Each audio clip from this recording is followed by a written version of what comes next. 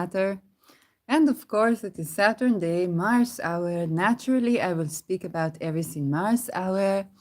The midheaven is in 25 degrees Scorpio, where we had the sun Cazimi with, not Cazimi, it was not Cazimi, it was combustion with Mars earlier this year. Mars is in in the 11th house in 26 degrees Sagittarius.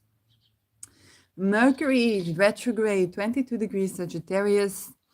Moon in the 7th house, 15 degrees Leo, with the sun in the 12th in Capricorn, 8 degrees.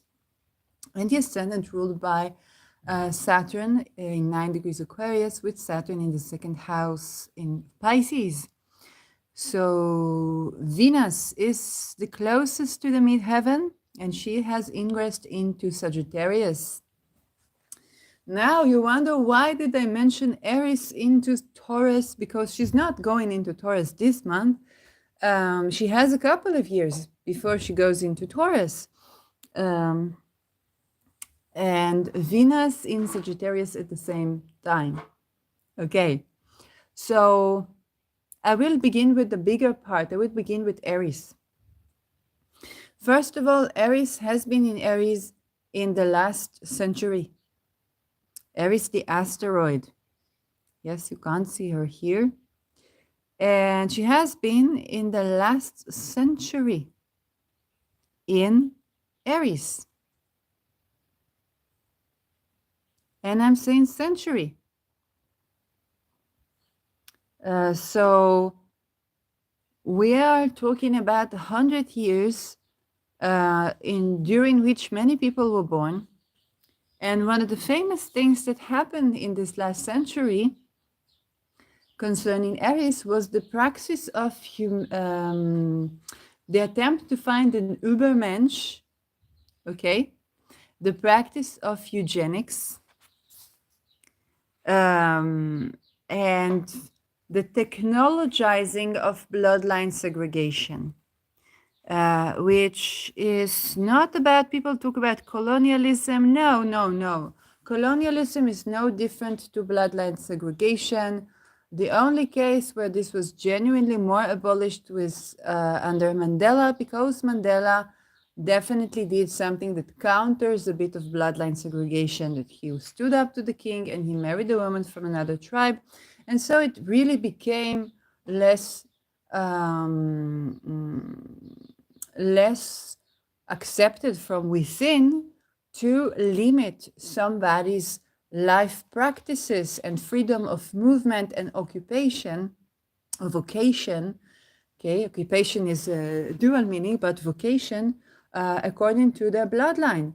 But bloodline segregation still exists in Africa. It exists in many worlds and in many tribes. But in the recent century, what we had was a situation where bloodline segregation was practiced in a technologized way. And this is human experiments in people that were incredibly inhumane. Okay, and this was not just Hitler, it was not just the Holocaust. There are working and concentration and death camps today in the United States of Americans. Okay, if they are refugees, if they are immigrants, they would be deported. We're talking about veterans, we're talking about people who escaped violence, we're talking about people who missed a paycheck and found themselves on the street. Those people are used to, let's say, have their plasma from the blood, okay, and that being used in expensive medications. So we still see how there are funny things happening with blood, okay, bloodline segregation, plasma, but also poisoning. And Eris in herself, she represents the marginalized identity, also the rise that we see of both anti-Semitism and the discussion of like people or Volken that were related to the land for millennia. Okay, the numbers that we see, for example, in the discourse of Palestine, Israel, it's like we are 2,000 years, we are 4,000 years, we are 9,000 years. And we remember that also from the era of the Second World War in particular, but also a little bit of the First, where people began to reconnect with the land based on millennias. Okay, Hitler spoke about Germanic tribes, but there were also child kidnapping. Okay, the Irish that we see promoted by the Nazi Party are not at all German. There were Nordic people, Polish people, babies, children kidnapped and presented as Irish. So we used to joke about Hitler looking like a Jew, but no, Hitler is looking like a German, and this is what German people looked like. It's just that they stole babies that were Nordic, and those babies had the blue eyes and the bright hair, and so on and so forth. So kind of like the Vikings, but also Polish and other peoples. And this is something that is only recently been discovered. So bloodline ideation. And Hitler was having eris in Pisces. Okay, so the generation of the leaders of Hitler's, of Churchill, okay, they were bringing eris from Pisces, which is the myths of the, it's a myth land, okay? It's in politics, it would be myths around politics, okay? Myths around folk and around people. And Hitler indeed had moon, I think, in Pisces. I think it was moon and, yes, moon in Pisces. I think moon in Jupiter, but something like this. And so moon is people, Falcon, and eris in Pisces is myth, a marginalized myth. So the solution of Hitler to the marginalization of the land of Germany, because there was 300 years war on the land of Germany by other people, and for rape, there were torture, there were all these things that later we saw the Nazis do. Okay, and so kind of like his solution was to connect these Volken with the myth of the Great Germany, okay, of the Germanic tribes, and kind of restore the dignity of the people. But we saw that that did not age well, okay, and German people are definitely disillusioned with the idea of nationalism, of nationality. And right now, Germany is rising again in ammunition. So I don't know the politics, the internal politics today so much at all. But Eris is bringing all of these conflicts. So what we need to remember about outer planets in general, and Eris in particular, is that the onset of Eris in Eris will happen also during Eris in Taurus. Okay, because if we have been studying Churchill and Hitler and Mussolini in the last century, trying to figure out how the fuck did that, oh, it never ended. Okay, which is what we are finding out right now. We are finding out that those things never actually ended in various ways, and will continue to be practiced. And so what we need to understand is that the Eris, the onset would be already in Eris Taurus. Okay? And this is, I think, the only representation that we have, a living representation of a century-year-old person that recently died, and I think was still born with Eris in Aries, or perhaps already in Pisces, was Henry Kissinger.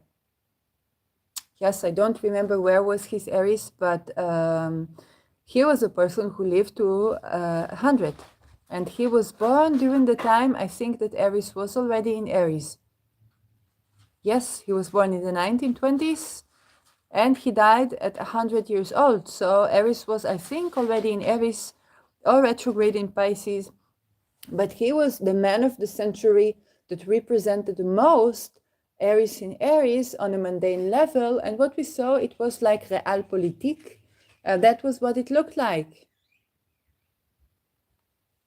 Okay, so realpolitik, it sounds like, okay, you have to be realistic. The world is really crooked and you have to do something about it. But you end up being very survivalistic and very Machiavellian. Okay, I don't know what was the chart for Machiavelli, but it's quite Machiavellian. And there was now a discourse about Ehud Barak, Burg, that not regarding Epstein, because he was associated with Epstein as well, but regarding him agreeing with Kissinger that the only way to end a prolonged conflict is by a war. We call it Milchemet Hatasha. In Hebrew, it means to exhaust both sides at war, so that both sides are exhausted and then they stop fighting. And that was the perception. Of course, it became kind of like a very controversial discourse that is happening right now. So the concept of Eris in Aries is those people who kind of bring in realpolitik into the times where Eris will be in Taurus. Now, what is Eris in Aries? Eris is not being invited to the party because she doesn't have the decorum, okay? She is the woman who will go with her friends and wear the spaghetti top and have the weird slang and would be as educated and as intelligent as the rest of them folks, but she brings a very weird atmosphere to the table, and so she is not invited where all the money sits, okay? She is not invited to the party. And because she's not invited to the party, and she's not unintelligent, okay? She's Mars' sister. So she's you know, a while ago I wrote on Twitter, the black sheep of the egregore is not a lamb of sacrifice. And this is very much Eris in Aries, because Eris in Pisces was somewhat sacrificial, okay? In a very peculiar way, but the notion of sacrifice or crucify or to be a martyr with all the darkness around us was very much Piscean notion, okay? It's trying to win the attention by being a martyr or martyring yourself in a way that you create a Trojan war, but you are martyring yourself to die in that war. Yes, I will not at all bring analogies because Mars is now square Neptune, so there can be a lot of disillusionment in both delivering the message and seeing the message clearly. So I will not try to give examples from leaders that did that. And you also have to understand that this is where a person who commits an offense see themselves as a martyr. Okay, we definitely are dealing with this in world politics today. We are.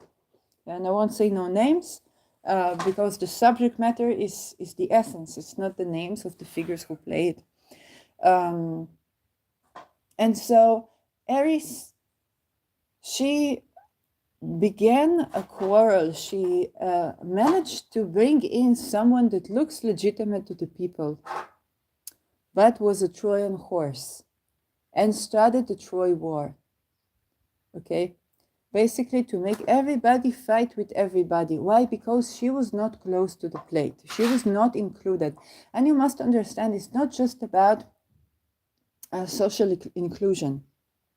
Okay, it's not just about social inclusion. It's also about resources. It's also about your very survival. In Aries, it's your very survival.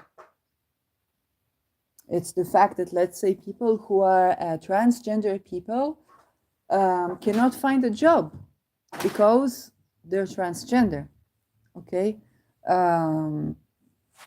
it's that type of a lack of inclusion. Okay, It's that being who you are, you have to assert yourself so that you will even exist. Yes? And so people are being put in these situations along the century, and peoples, okay? When we take self-determination and make it political to a group of people, then we still have the essence of having to stop apologizing for existing. And each Falcon, okay, each definition will see it in a particularly different way. This is also the century where everybody is right. Everybody has a point, okay, but there's just so many conflicts. This is where you come to a conflict with the person and you say, I'm the marginalized, you have been repressing me, you have been this, you have been that. And then you say, oh yes, but how are you with this topic of that and that? It's like everybody has to work. There is no, I can't, I don't want to, okay? And you are a person who could not find a job because they could not accommodate for, let's say, your neurodivergence or your disability. Yes? You'll slaughter. You'll slaughter them. Why? Because they didn't include you. So it's we get the war of inclusivity. People call it identity politics. It's not identity politics, it's survival. It's the fact that if a person is so and so, then they can't work in here or they can't live in this area. Okay? I recently had a conversation with an Orthodox, it's not even Orthodox, just Jewish, more religious Jewish. He said, I have problem with LGBTQ. I said, I don't have problem with the people, but when they make it a cultural war against me and do pride, parades and so, then I feel I'm threatened. And I told them, listen, if you will feel threatened by every parade, this is a problem because now we see even secular Jews, now they are protesting against Orthodox Jews. Yes, if I as a woman don't have to pay extra money for rent or for housing to feel safe. I'm a secular woman and I like to sing, okay? And if I don't have to pay any money, if I don't have problem with finding housing, yes, with being employed or self-employed, then when I come to Bnei Brak, okay, to a place where the Orthodox live, then I will wear a long skirt and I will cover my head even if needed. It's because it's interesting for me to see another culture and how people live and so on and so forth. I will not feel threatened by this. On the contrary, I would love to visit and to look at the costumes and to look at how people live there and how this is like going abroad, like traveling to me. But if I feel like I cannot have housing, I cannot have a work, I cannot go into the bus, now I feel threatened by these people. Now suddenly I begin to have a problem. Okay, this is one of these eris conversations. Everybody has a point. And it's the war of identities. Now we're going to go and try and see what will happen when this eris begins to venture into the land of Taurus. And I think we have some years when this happens, but not all that many years. And I will talk about Venus in Sagittarius and why is it so important. Okay, let's look at the asteroids again. This is me doing searches because I don't have the ingress of Eris. Yes, well, we still have some years, but not all that many years. Let's see if we can do it a year. Oh, we can do a year. Do I have it? No, because when I do it like this, then I don't have it. When I do it like this, I don't have it. And then I'm going to go from here. And I get the feeling that on 2030 something happens. But I'm not sure, I will have to check. Asteroids.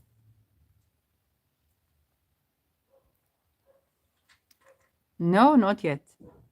Not yet. Okay. So let's try and see if we can locate the time. how much time we have with eris in eris, because now we are on the wrapping up, and it can be a decade, it can be 2 decades. See, I'm also in 2036.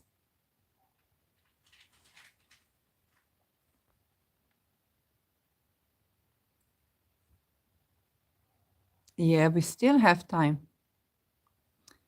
We still have time.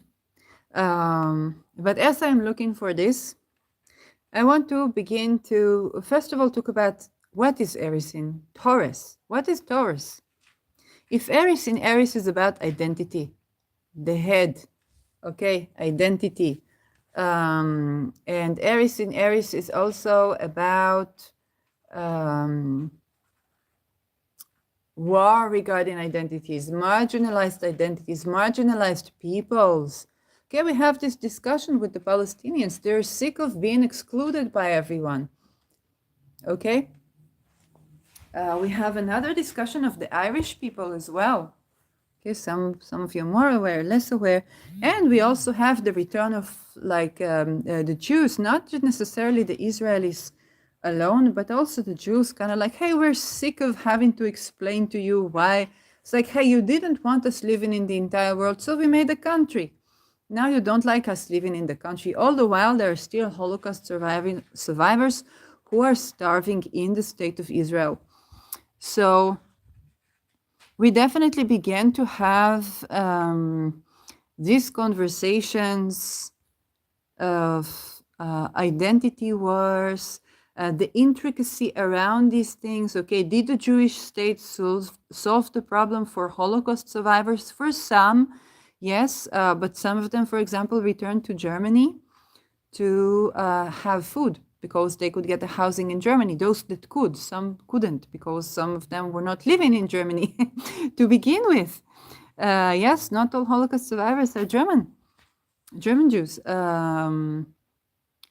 They did conquer most of Europe, some of the Middle East as well. Okay, so we are talking, 2050, we already have eris in Taurus and in 0 degrees Taurus. 2050. Okay, you say, surely this is 25 years from now. What are you talking about? I'll tell you what I'm talking about. Eris in Pisces was marginalized myth. Okay, the Germanic tribes, the Übermensch, the Nibelungen. That country that there were 300 years of war on its land, Germany, with rape, with murder, with atrocities, with slavery, with everything that we don't want to see, 300 years of that, began to rise. The onset would be when Eris was already in Aries. But the myth of the Germanic tribe, the myths on which the nation state is based on, were born or reborn, not born, reborn, because we see numbers that are millennia long.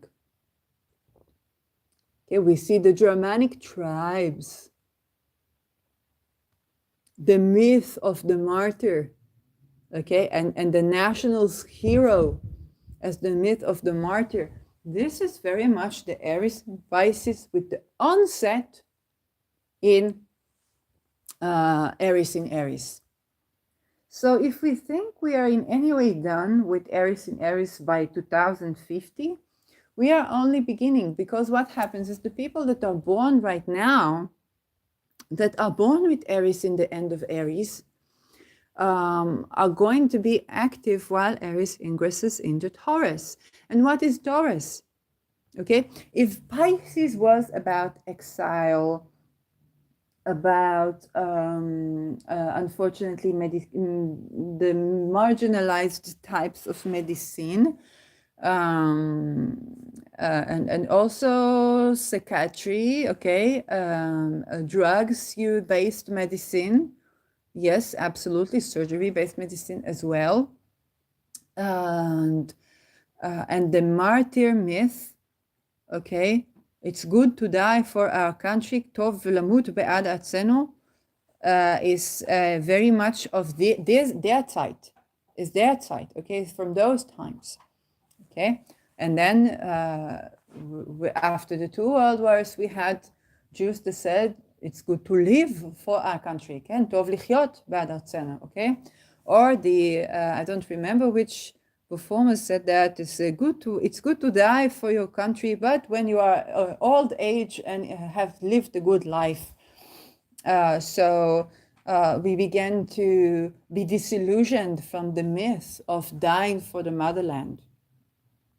Okay, but now we still have a rise. It's coming back. Eris is bringing this back. The death for the motherland, the martyrs, the well, I don't know about kamikaze, but the freedom fighters, the notion that your life transcends something, and the sacrifice for touching eternity. And you know what? A lot of people from their side probably are incarnated, and they're kind of seeing that, yes, on the one hand, we do come back here. On the other hand, so you died for your country in, let's say, 1936, 1948, and now you come back. And now you have to die for your country again. What is this thing? Okay, how do we do it differently? Because how do we live for our country and preserve this life?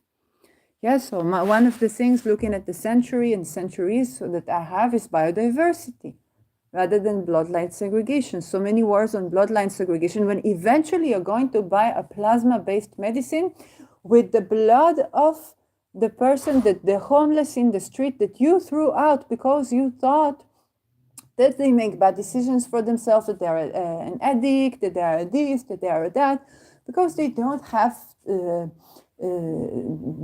conditions to provide. I'm not saying that people cannot make bad choices in life. I don't want to annihilate choice. But definitely there is a stretch that you need to stretch the time a little bit and to take a breath in, so that you will be able to process things and come to a good decision. Okay, this is also needed. It's both internal, but it's also the conditions. It's both skill and conditions.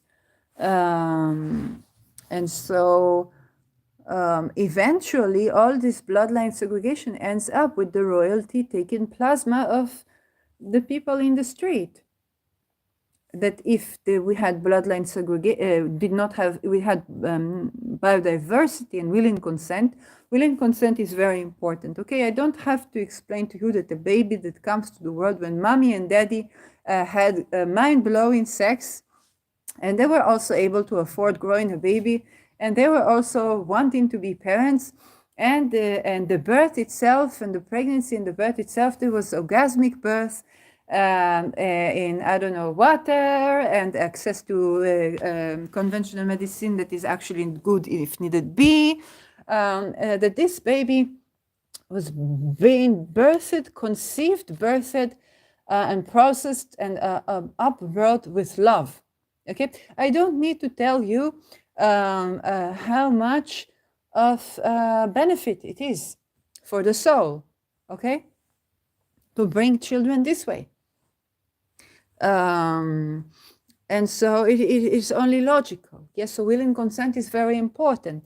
And when it comes to willing consent, you see that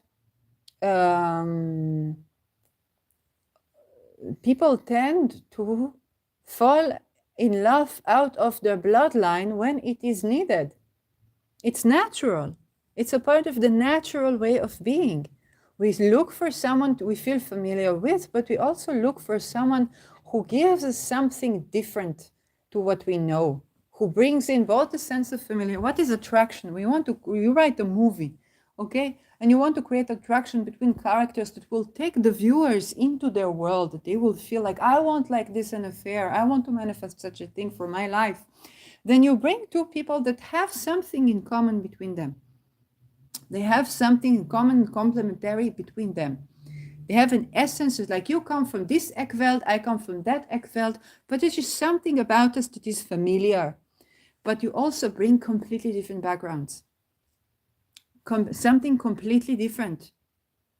Completely the combination of the familiar and the completely new. And the fact that all your life you will wake up every day with your partner either saying something.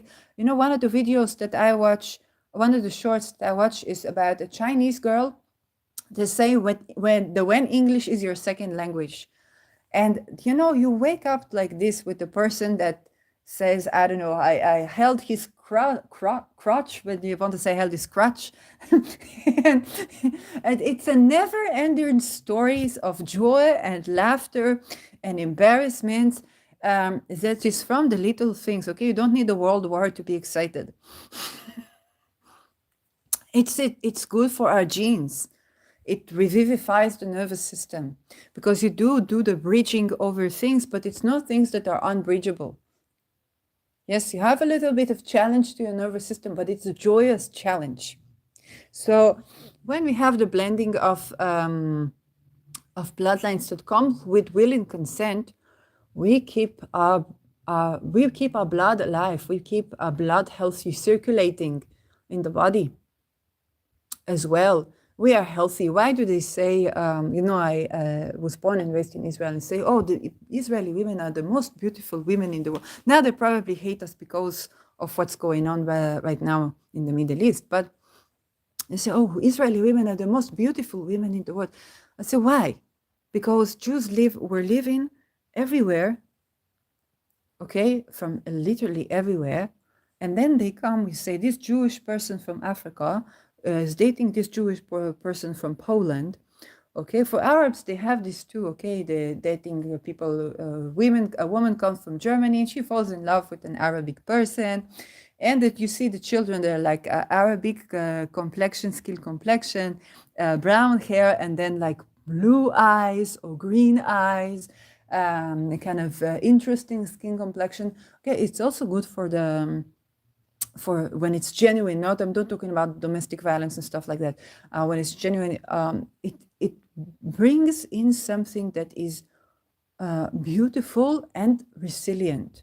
Okay, the blood is healthier. It's just, of course, you can have both a genetic complication of this or that, but also when it comes to genetic health, okay, the offspring, you reduce your genetic offloads by 50% when you make a baby together with someone who doesn't have this genetic baggage.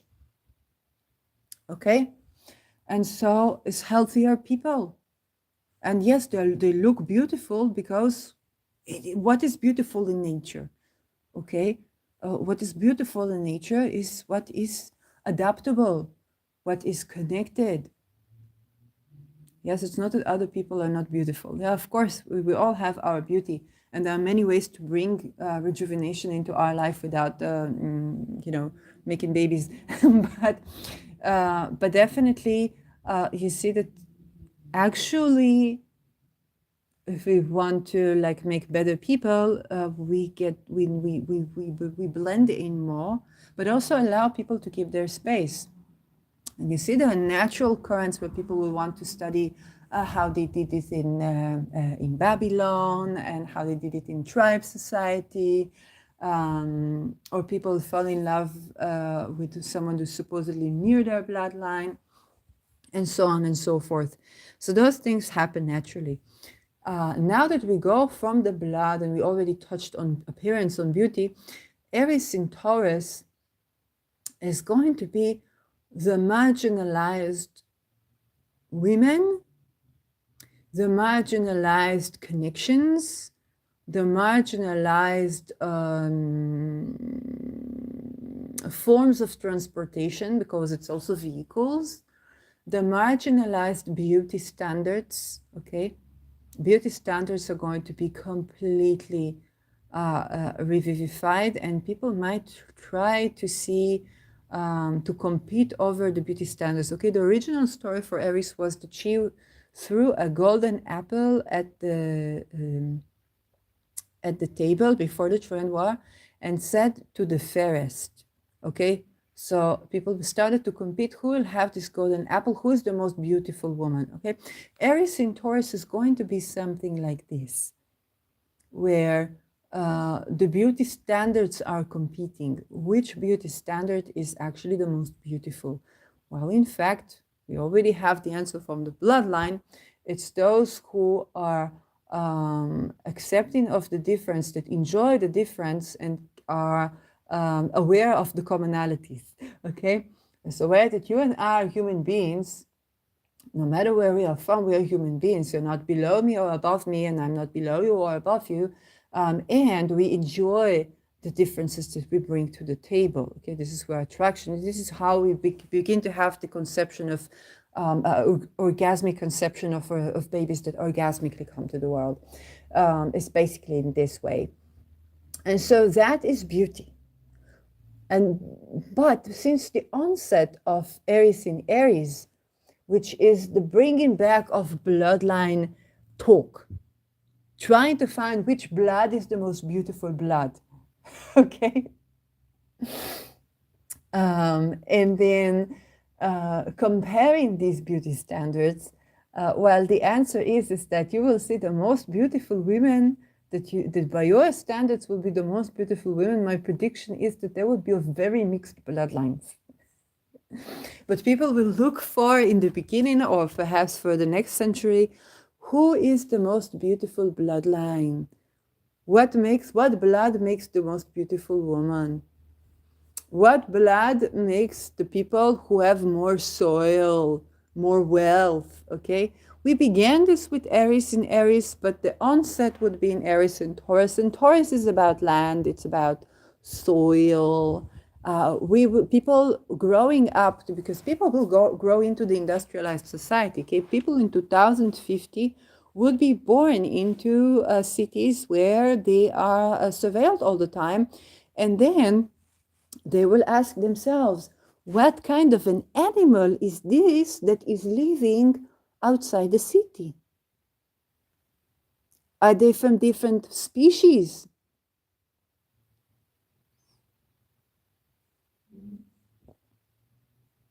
Okay, and it doesn't have to be on Earth.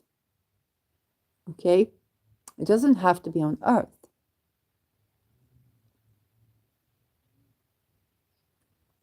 And so people will ask themselves, what is in their blood? What is in their heritage?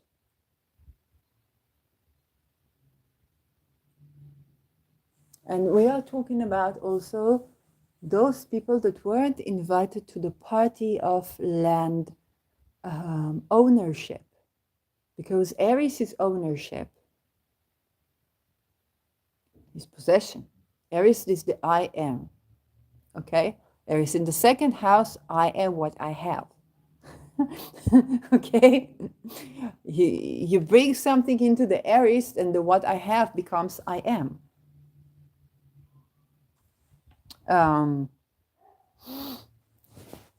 So in this way, Mars is also ruling real estate as well. Okay, it's ruling assets. So Venus is also ruling values, valuables. Okay, so there is the identification with our possession is only going to grow more. All the while, we're going to be heading towards the age of Aquarius, okay, which is an air sign. And so, who has something might be explored and searched as, how can I get the blood of people who have something? And so I will have something too. Okay? What if I could get the blood of this rich person? What if I could get the blood of this beautiful girl? Yes? Would I find something in the genetics, in those things? But there's also the margin. You will find out that eventually the things that do work for you would come from a very mixed bloodline. So the onset of what we see now happening with plasma and blood trade will be blooming when Eris is in Taurus, again in the beginning of, as of the 2050s. This will be a time when Pluto will already be in Pisces. And Eris will be co-present with Neptune in Taurus, so there'll be a lot of idealization of women, idealization of beauty, and of the marginal. You know, the women on the Discovery Channel page, okay, the women with the weird eye color, or the women that have exceptional beauty, okay? We are going to be looking for how to create those, but the beginning of this is people will look for how to create this type of beauty in a particular bloodline, okay, rather than understanding that this is mixing of bloodlines. And also, I think towards the end of the century, the onset of Eris in Taurus will be in Gemini, would be the understanding of how, when we give the marginalized willing consent, because Taurus is a lot about sensuality, yes, and sensuality is the game that is played different in Taurus than, let's say, in Scorpio. Or with Scorpio, it's about the transformation, the psychological transformation that I got from this sexual encounter. With Taurus is about enjoying the sensuality per se. Okay, what is enjoyable for the sake of enjoyment, and then how the value of enjoy for the sake of joy makes me beautiful, makes me rich, makes me wealthy, makes me healthy. Okay, how when we had the Rao in Taurus, okay, all the generation of entrepreneurship around sexuality was blooming at first, okay, is how do I speak with my vagina? What does my vagina says about my life mission? And I'm not joking. I know a woman who is an actress, and she got channeling from speaking with her yoni, okay, with her vagina, and she was recovering from incest and all like really harsh stuff, and she began to bloom. She began to be an actress. It took her a long process, but she would receive channelings through connecting with her sexual organs, okay? So the wisdom of the body, and also the understanding, the solution to candida, the solution to a lot of gynecological problems with connected, or fungi. We have the issue, fungi is so interesting. I must do more episodes about fungi, because you think about the fungi in the uterus, not the, God forbid, the vagina, okay, and how it is so connected with who you have sex with, if you have willing consent. Yes, you could be a husband or a person or you're very attracted to and have good relations, but if you are like a people pleaser, then your vagina is kind of like, ooh, not me. Okay, and in most cases it's solvable. It's just understanding willing consent, and then you practice this so your sex life become better. For people with penis, they usually goes like weird strike. And you think that you are dysfunctional, but what you find out is she has had her own disconnect, and your penis was feeling that, and if you are connected with her, there's like, we're not penetrating anything in this situation. She doesn't want this right now.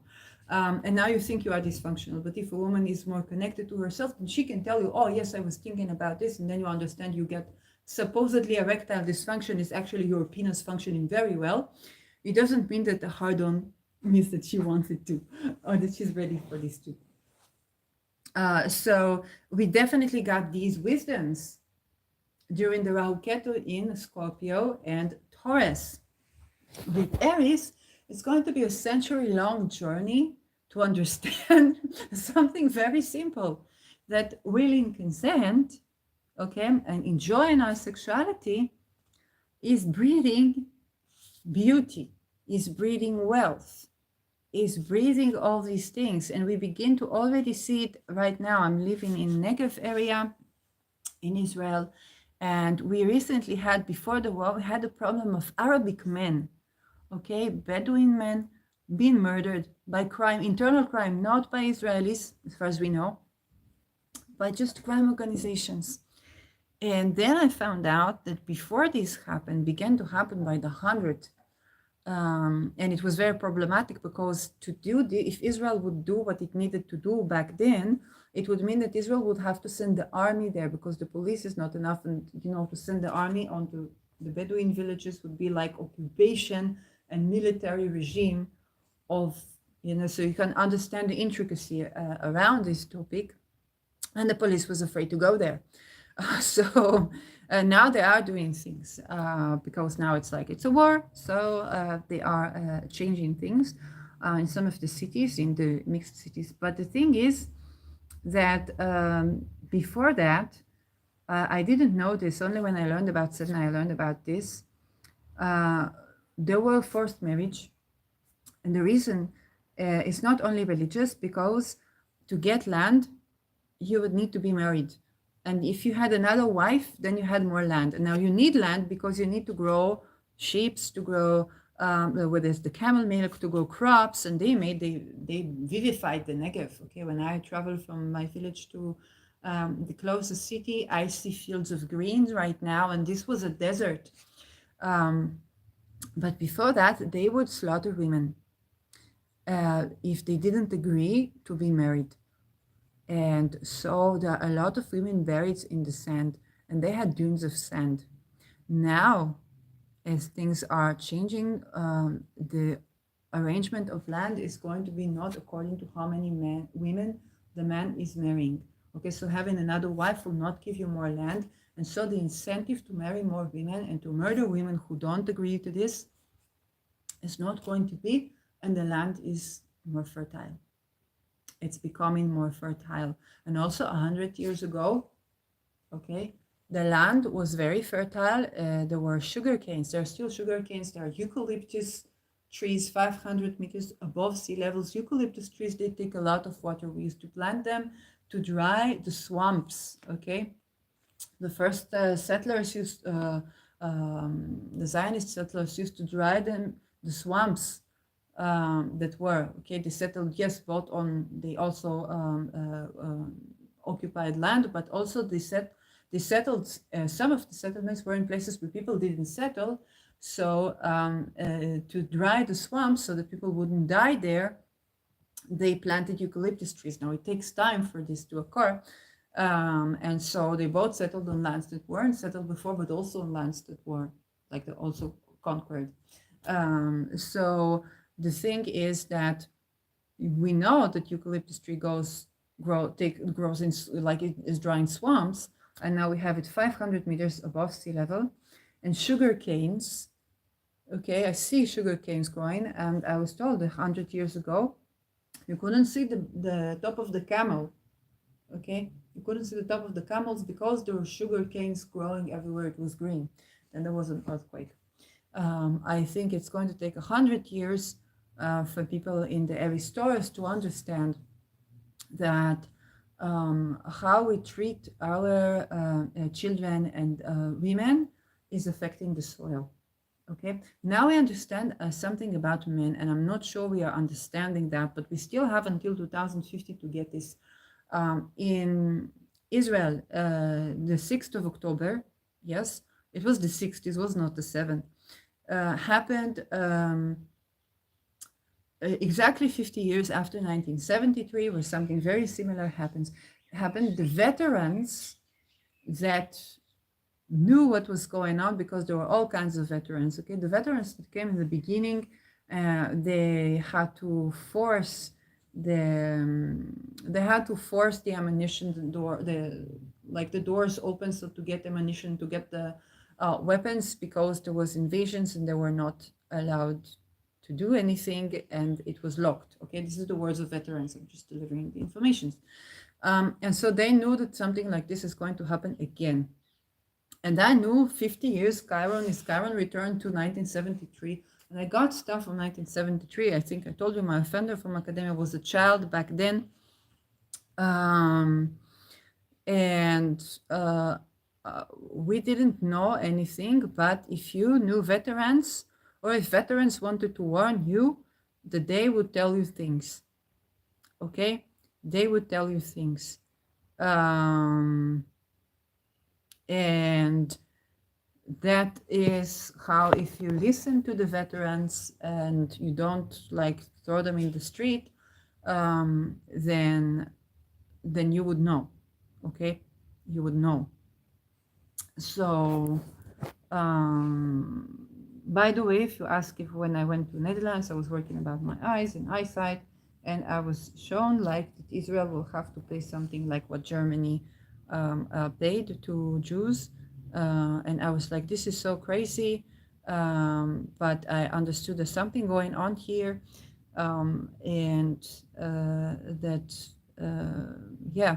And when I was in Netherlands, I was shown that like to have a passport, to have this would be more terrible because like the way that the government works and something like this, something like how governments will operate. Okay, so but I was not able to do anything about this or knowing what to do. Okay. Because I'm also not able to work, like, and also it's like the whole issue is like we don't want working camps, and the alternative to working camps have to be such that even the neurodivergent war veteran and violent survival person can be contained and included in the society. Okay, this is the alternative, because otherwise I'm just creating an Arbeitsmarktfrei, but outside of the camp. And so that was how I see it right now. I'm not saying I've seen everything, but yeah, those were the issues. And so listening to our veterans, listening to men as well, listening to men. Okay, we don't have to agree with everything they have to say, but to listen is important also because you know things. The things that I know about what happened to women, I know from men. Men, there was a head of crime organization, okay, that I went to his house because I was looking for housing. I had no idea who the person was. And then he saw me looking through this, and he was like, no, it's not nice to walk inside the land of another person. I was like, no, I'm looking for housing, for rent. And he said, oh, maybe you can live here and have this apartment, that apartment.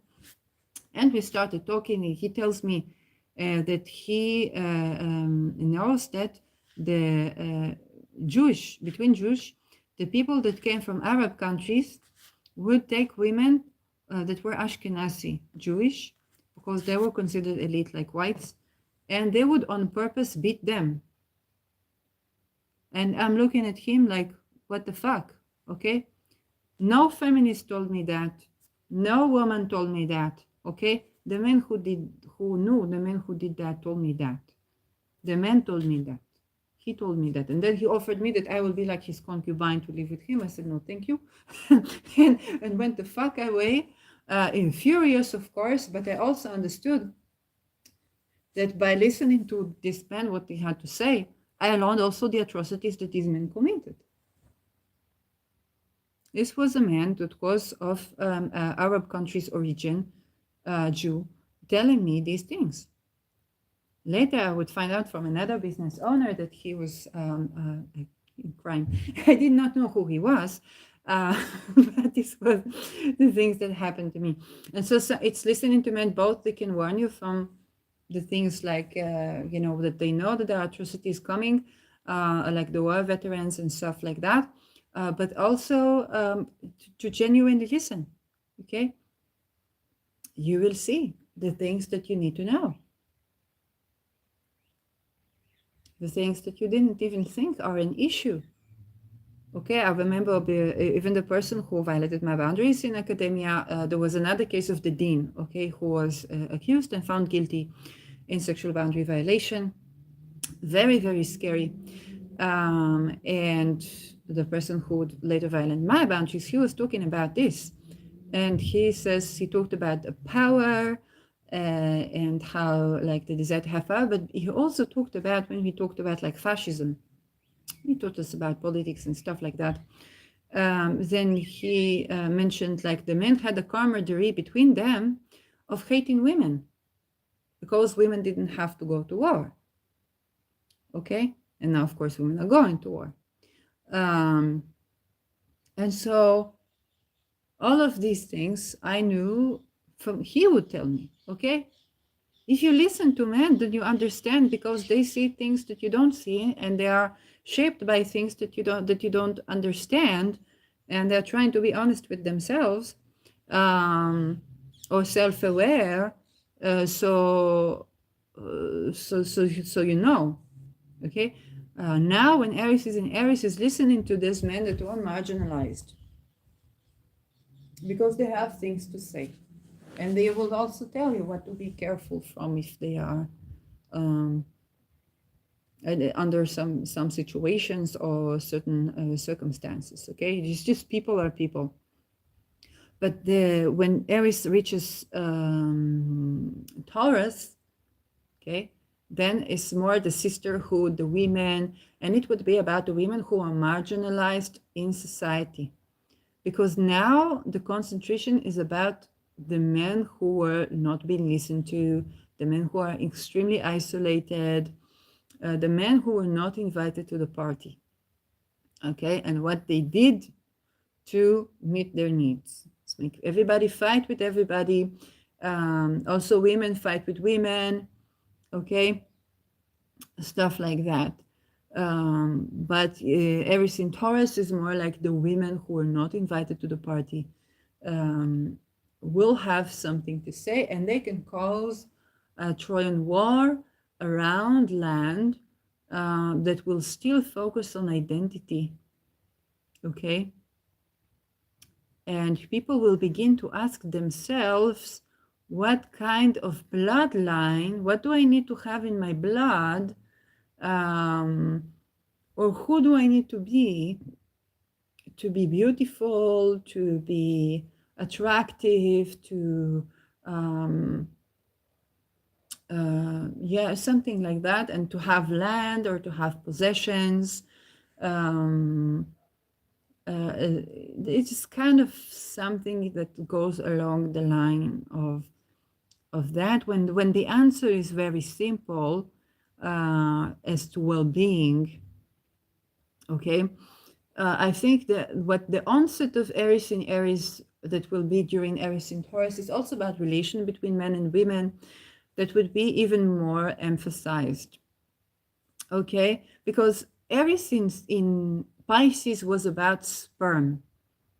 And what is sperm? The genetics that you bring into another person. Okay, we're not used to think of Pisces as genetics, but Jupiter, that rules Pisces, is about semen as well. Worldview, philosophy, and semen. So it's about, which sperm. Okay, what the sperm can do, what the sperm can't do, which sperm is good, and so on and so forth. But now it's going to be more like, it already began to be like, who is the man that you didn't look at, that you didn't consider, and what do they have to offer you? And then the woman will have to say, how could I look in this direction? You're blaming me for looking here and not there, but there are actual relational factors contributing to that, like being born into trauma bonds and so on and so forth. And that on an interpersonal level, I think is going to play a major part, like in the next century, because we have not known the standard of willing consent in centuries. Okay, we have not known a situation where people are having good sex that they are happy with before, during, and after in a while. Okay, that everybody that were involved in this sex were happy before, during, and after for a while. Okay, and we are in the process of learning how to do this. So There are also things to do with the sexuality, because if sexuality was violated, then it changes the ability to reach an orgasm and so on and so forth. So we're dealing on the smaller cycles, yes, but there are also the things that affect us on a sensory level, because people, you can make some progress, then you bring a child to the world. This child is your ancestors of whichever bloodline or not bloodline, okay? And now they have something new to bring to the world, but they're also reintegrating your information. Yes, when I was a kid and my mother would say, but I am your mother, I was like, this is not an excuse. I love you because you are a good human being, not because you are my mother. Yes, what I was not aware of is the birthing process and the whole emotional and psychological connection between a child bringer and the child. Okay, I was not aware of any situation like this.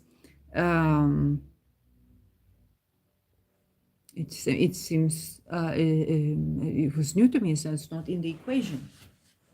Okay, and so, but when my parents would say, "Oh, because you have to listen to me because I am your mother," I was like, "The fuck are you out of your mind?" Okay, if what you say is reasonable, I will listen. If what you say is not reasonable, I will not listen. I also understand that the things that went through since childhood are preparing me for what we are going through right now. Okay, because you need this type. Yeah. Eventually, in 2007, I met a person who was quite like me in this sense. Only he did not understand something to do also with emotions. Is like why women cannot have sex without emotional loving connection. Okay, because he was running into women that were different in this way. I tried to explain to him that I can't. He violated my sexual boundaries, and I felt like a mixture of things that were close to some things that people who experience sex within the family experience, and this was very weird to me. But then I said, okay, what helps these people? Maybe it will help me too. And I realized that they don't have things that help them. So, and that up until the 80s or the 70s, people would give children to pedophiles, like orphan children to pedophiles, because pedophiles love children.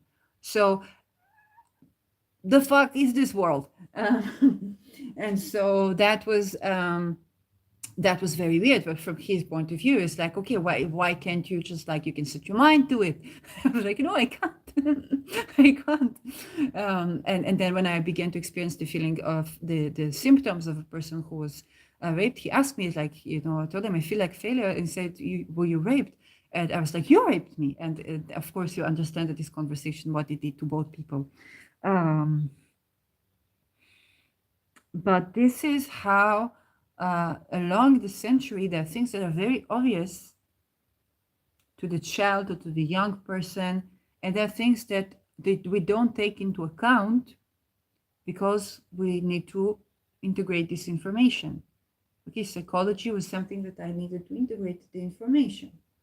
Okay, the fact that the birthing, that the emotional connection, that the this, that, I knew to say one thing, like a child, to observe. But, back in 2007, I said, okay, both me and this person don't know how to have a loving relation in our lives separately. Okay, him with whomever he and me with whomever. We don't know how to have a loving relationship. Like, we don't have a teaching. Like, we don't know how to do this. And I was like, my God, this is so bizarre. It is so bizarre because children come to the world all the time. Yes. So we are going to be dealing with that, but not on a children level, more on a relational level. Okay, how do we have sensual pleasure that we genuinely both enjoy before, during, and after?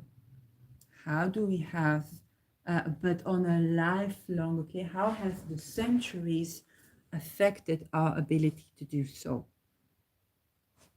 And that is, yeah. Now that was so we talked about land, okay, marginalized people, marginalized lands, marginalized people from the sisterhood. Okay, stories like we saw when suddenly Israeli women were raped in a supposed liberation struggle, whatever the movie that was playing out there, and they were not getting any help from women. Okay, for like 2 months, nobody acknowledged that women were raped and tortured and so on and so forth. And nobody addressed that, okay? Even if you think Israelis did that, okay?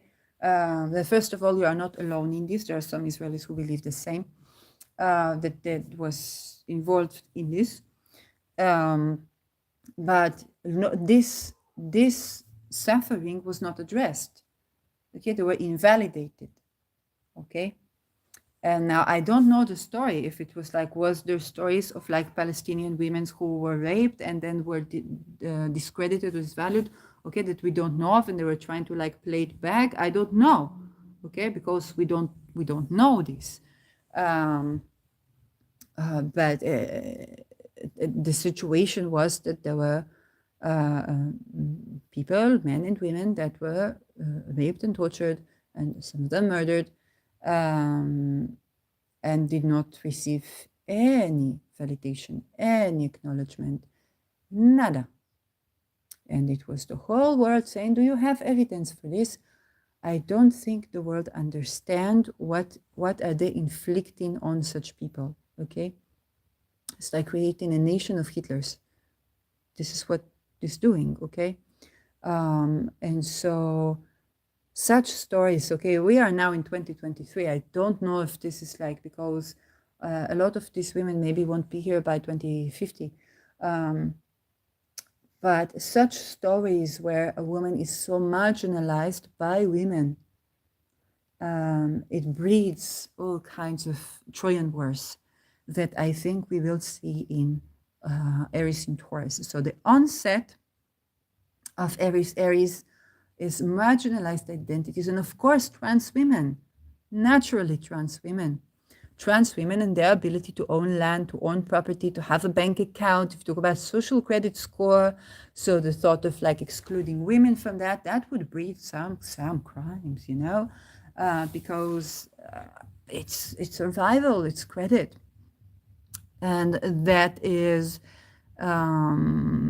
kind of like the whereabout, where it's going. The presence of Neptune there, in the beginning, the ingress is interesting. Is by the end of Taurus, it will later reach Gemini, and Rahu. No, it's what gonna be Ketu.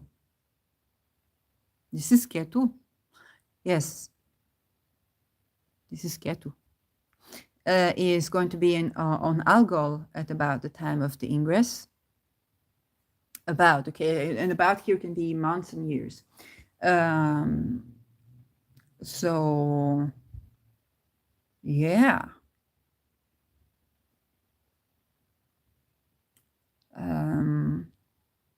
We have a T-square at about this time.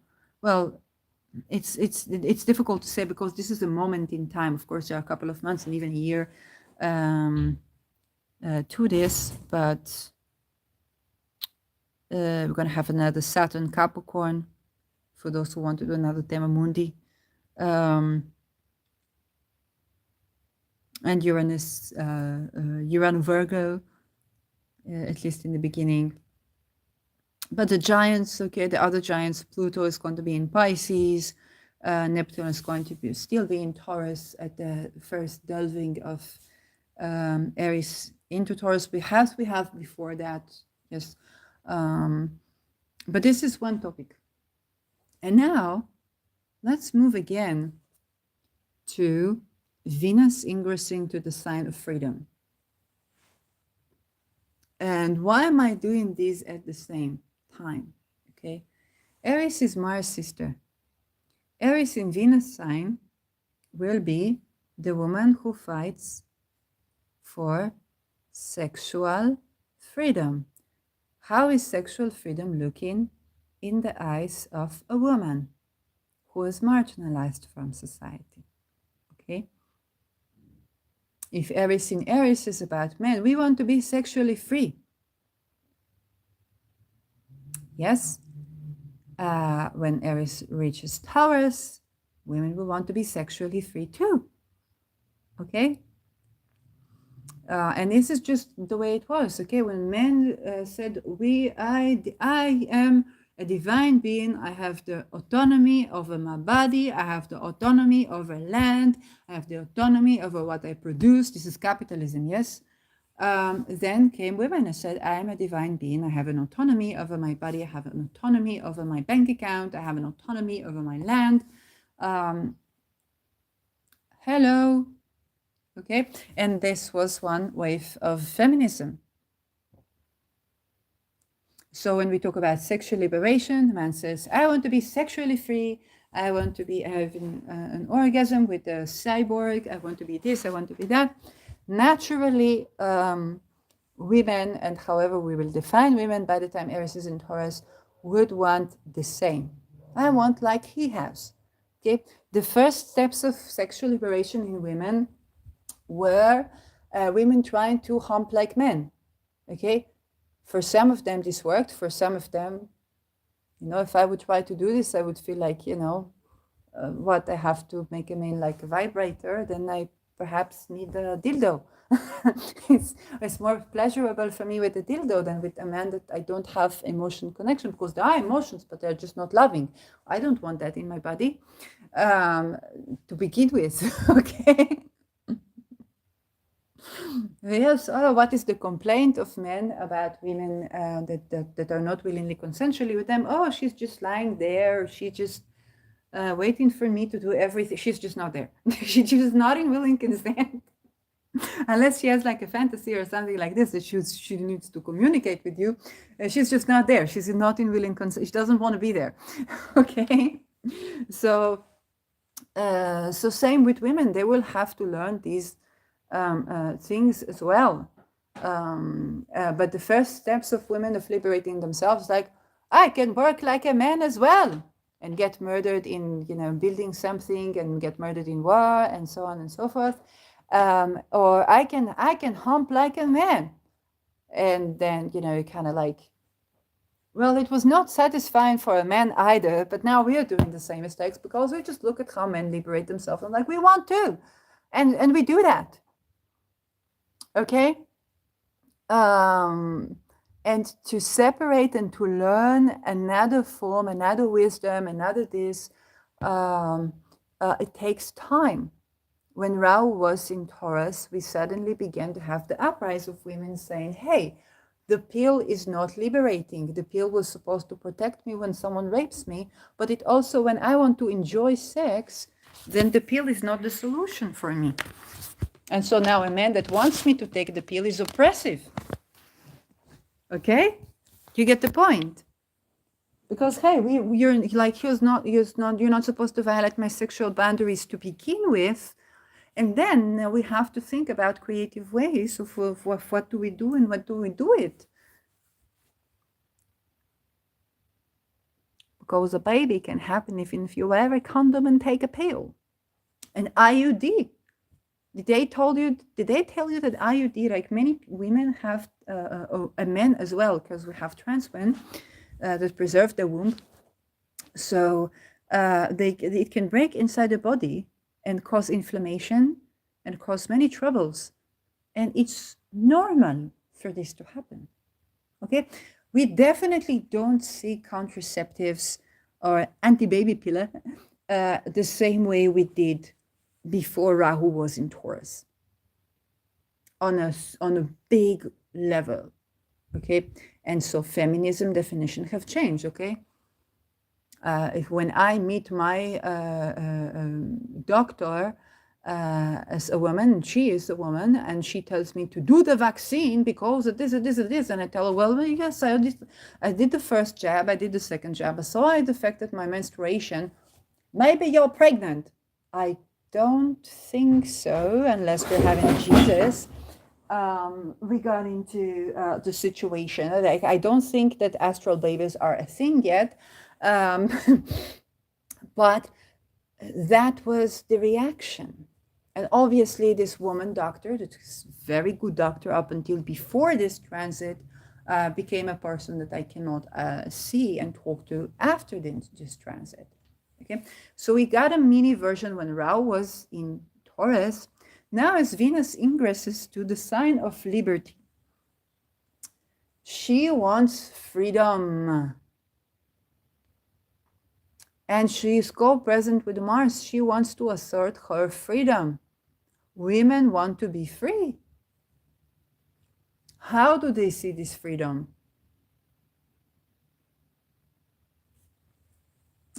Sagittarius is the sign of the bow and arrow.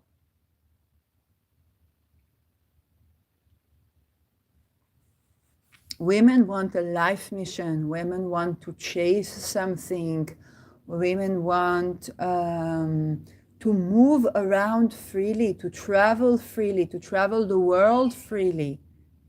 Okay? What is this thing that I'm not safe if I travel to this country or to that country? If I'm a solo women traveler, okay? Why on earth is this not possible for me? Okay? And women will assert this. As long as Venus is co-present with Mars, they will assert their freedom, their liberty. Expression, creative expression, sensual expression. I want to be free. Okay, this is a mini version of the same themes. Okay, because Eris is Mars' sister. And the co-presence of Venus and Mars in Jupiter's sign, okay, Sagittarius, is about fighting for freedom. Asserting our freedom.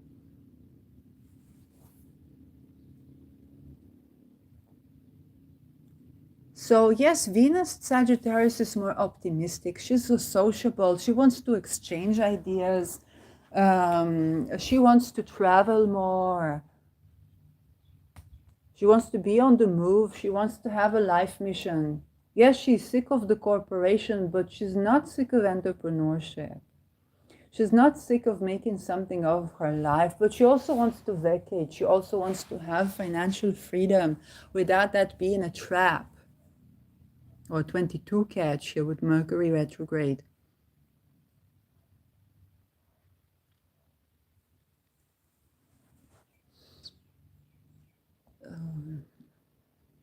Venus in Sagittarius, when Jupiter is retrograde in Taurus, it's going to go direct soon. And Uranus retrograde in Taurus, we have a woman rebel coming into the realm of religion, philosophy, worldview, also higher studies, academia. Okay, it is the philosopher sign. So this woman wants to be free within religion, within. She wants to be free to go to church and visit wherever she wants, if she's in her moon days or not. She wants to be free to practice whichever practice. Okay, when I was in Netherlands, there was a very inspiring woman, and she's I think Reforming Jew or unorthodox Jew, and she was learning how to read Haftarah, which was very funny because I was trying to get my paperwork in Netherlands, and we say in Hebrew there's a story, there's a saying Sipur me Haftarah, which is a story from the Haftarah, which basically means it's very complicated. And indeed, reading those Haftarah things, you have to have the tonality, and it's a singing. And she was recording this. She was learning how to do this as a woman, and this was something that usually only men did. And she was showing me in the pipe. There was a synagogue. I could not, my soul was not able to enter the synagogue. I don't know why. Also not to the Anne Frank house. And it's funny because people tell me I look a bit like Anne Frank. I never knew this. I never noticed this. But the thing is, I think there were when I was channeling, I was going through the Jordan, it's like the building was saying, oh, welcome back. And I think it's a joke, yes. But But I guess I look like Anne Frank, and somebody who was channeling to me was joking with me because of that. So she showed me the synagogue, and she said, in this synagogue, the women praying in the top floor, not in the bottom floor. There's like women on top in the synagogue. And Venus was in Capricorn at the time when she was showing me this. And I think she is Capricorn person or Capricorn Venus.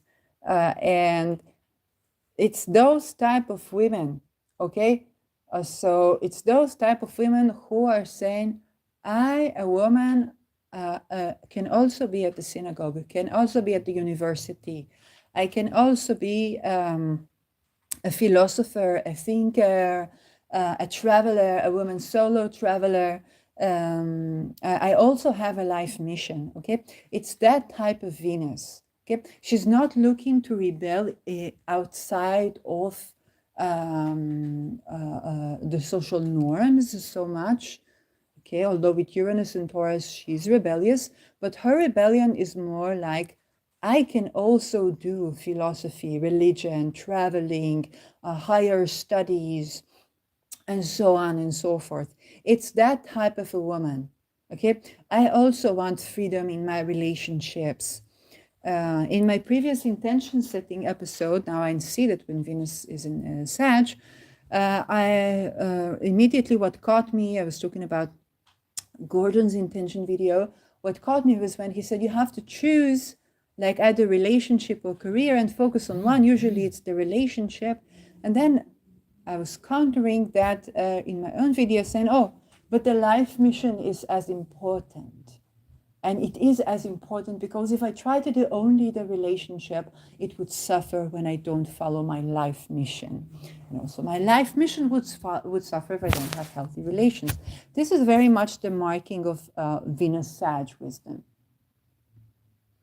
So Venus in Sag is not bringing anything new to the table in the sense of a new theory, other than the fact that women are also a part of that. Okay, she's not Luna. Luna is about, hey, I work by the moon, not by the sun. So I needed that type of schedule and not that type of schedule. And have you noticed you are affected by my menstrual cycle too? And have you noticed that when we say we are pregnant or we are having a baby, this is way less a metaphor than people believe it to be. Men are also affected by this.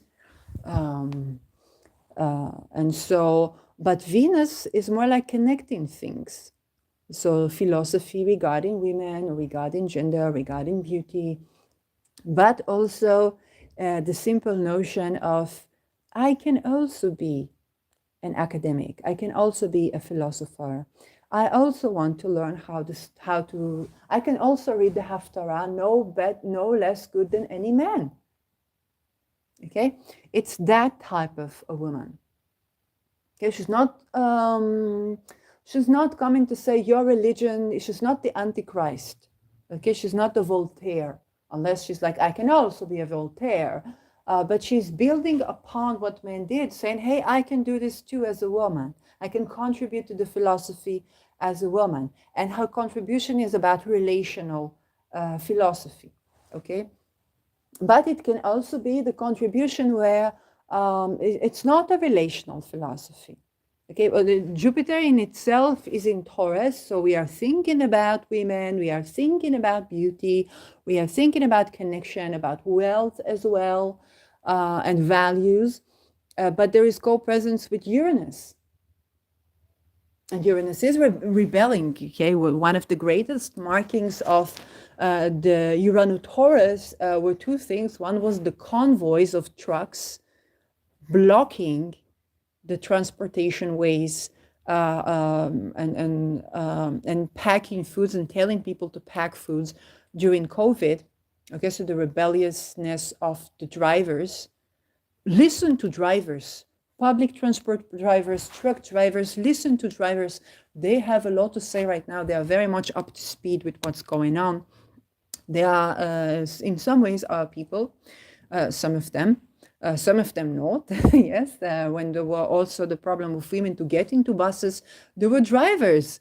There were drivers that were rebelling that, but there were also drivers that were bringing this issue that the woman suddenly cannot go to the bus when she's dressed like this or like that. You know, I don't know how buses did not explode by that.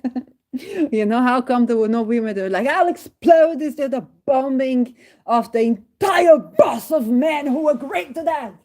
Kind of like, I'm not going to have to do this Rosa Parks thing again. I'm going to blow up this entire station. And kind of like, because you have to remember, with the context of Aries, those women that were going through this in the beginning of the century are like, we're still fighting this. For now, I'm going to blow up the whole place. I'm going to A-bomb the entire city where that thing is a costume and nobody goes against that. Okay? And lo and behold, if it's about, you know, death in concentration camp, we need these women. You would want a woman to blow the entire place where people are going to put people in death in concentration camps there. Okay, she would liberate in that way. But there are also the, you know, when we talk about stuff like A-bombs, when we talk about stuff like blow up the entire place, the bus bombing, if I can't go to this bus, I will bomb the entire bus. That is the energy of both Aries, Taurus, and the Taurus is very much, okay, except for Neptune. Neptune is the martyr, but it's very much the Aries in the closest to Aries in Taurus that we get before Aries is in Taurus.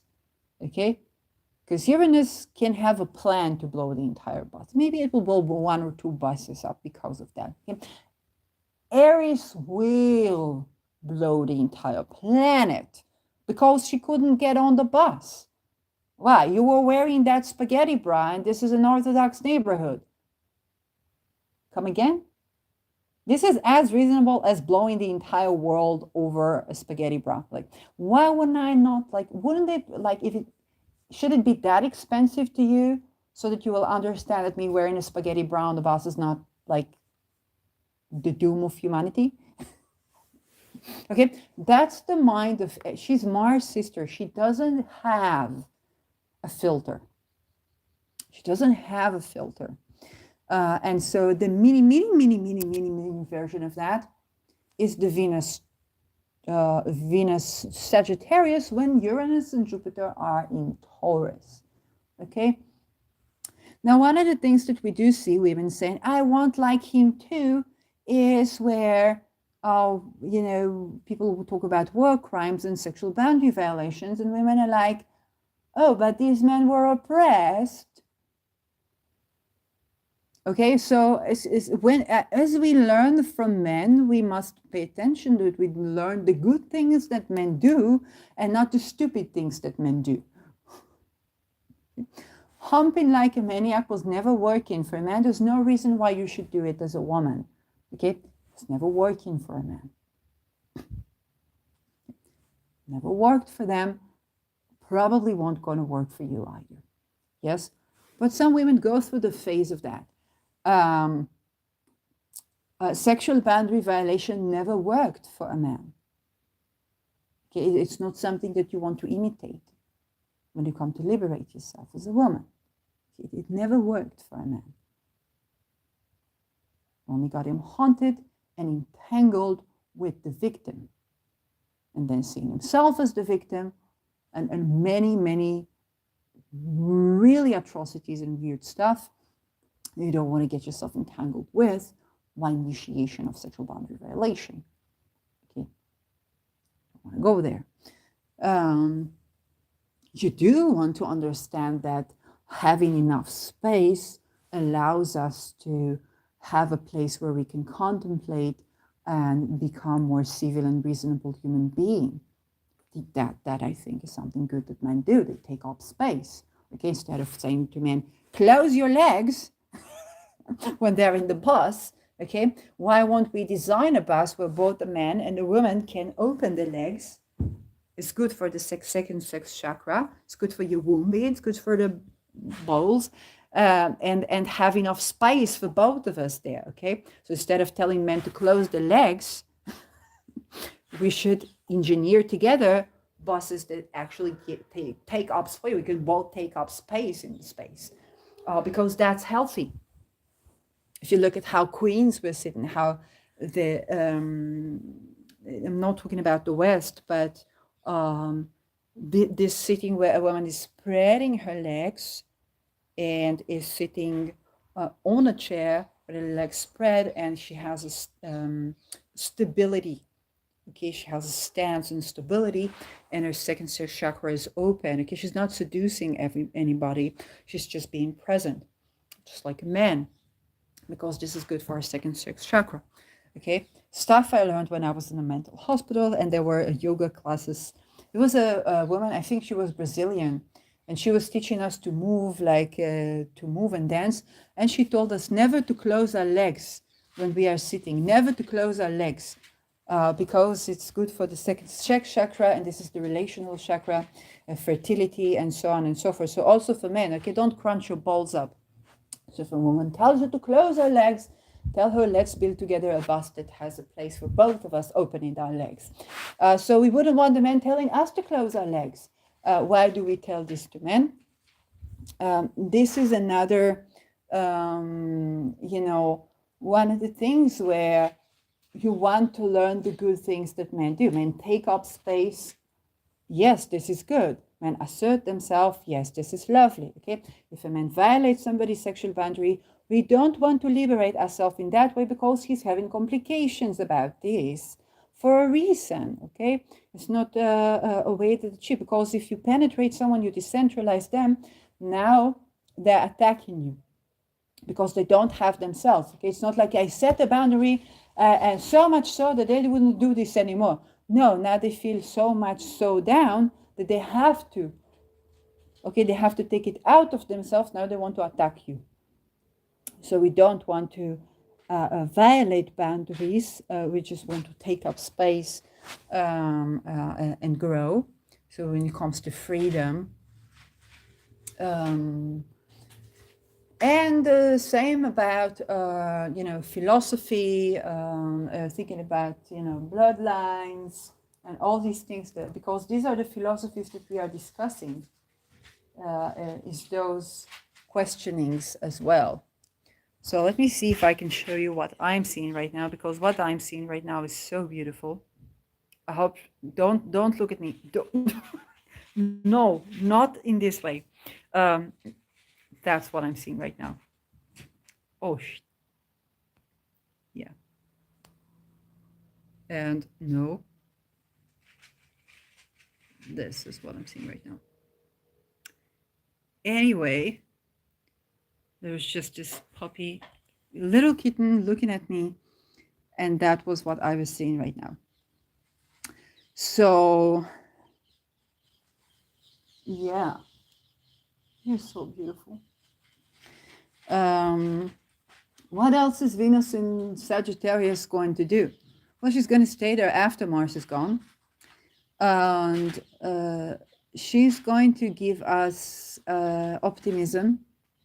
Yes, especially when Jupiter goes direct in Taurus. She's going to give us some wisdom from female philosophers or women philosophers. And when I say women, I don't mean sex, I mean gender, especially with the co-presence of Uranus in Taurus. Philosophy of women, queer philosophy, traveling, the female solo travelers are going to have a boom. Okay, we're going to be watching them. How are women rights in all kinds of countries? We're going to be interested about that. We're going to be talking about that. There are going to be unusual ways of freedom.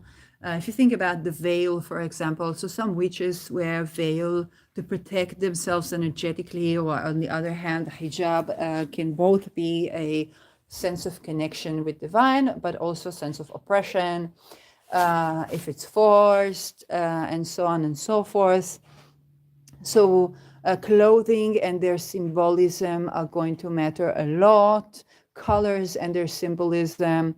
If I think about the Free Palestine movement, and they talked about they couldn't lift the flag of the Palestinian flag, and they used a watermelon because it's the same colors. I'm like, this is so much Jupiter in Taurus to talk about this, because it's the colors, and it's also watermelon is a very big fruit, and that's very much Jupiter Taurus. So we might be having such conversations as well. Clothing and appearance are going to, and the symbolism of clothing and appearance are going to play a part this month. There's going to be meaning to what a person wears, okay? And it's going to come up in an unusual way. So there's more stuff that Venus is going to bring, the values and investments. Okay, we're going to be more optimistic about purchases, and we're going to purchase something of value that is also philosophical, or a value that of symbol of freedom. Okay, freedom-based branding is going to be very strong in this time. We're going to spend money on the value of freedom. So traveling, options and opportunities are going to make themselves present. Setting intentions, okay, all the kind of setting intentions. A little bit of a rise of the coaching courses, of telling people how to live, and what is wealth, okay, the value of wealth. It's going through transformation. What is wealth to you? We're going to have a kind of what really matters in your life mission is going to be strong. Philosophies around sisterhood. What is sisterhood? Okay, those themes. Okay, it's kind of a mini cycle of a mini cycle of a mini cycle. Even when Mars is continuing on to Capricorn, Venus is still going to do the philosophy part of things, and Sagittarius is the bow and arrow. Okay, it's a freedom fighter as well. Just Sagittarius, no Mars, is freedom fighter. Okay, it's not Pisces. Pisces is a freedom spire, it's a whistleblower. Okay, somebody who goes with the current to wherever it takes them. Sagittarius, there is a goal, and it's constantly changing, and you're in constant progress, and you enjoy the chase. Okay, it's very Martian in its symbolism as well. Okay, so women are going to be enjoying the chase. This is where also we have to be cautious too. We talked about not learning the mistakes of men, because this is when a woman can suddenly become passionate and disregard, okay, the boundaries of another person. Okay, because Sagittarius is about expansion, it's about optimism.